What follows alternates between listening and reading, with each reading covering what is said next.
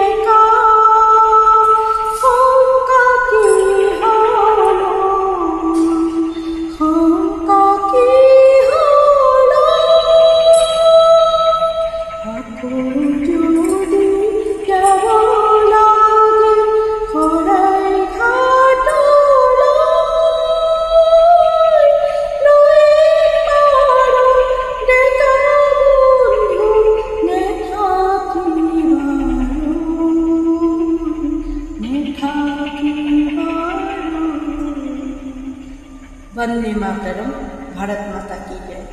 देश की इस परिस्थिति में सभी एक साथ एकजुट होकर रहे, यही ईश्वर से प्रार्थना है।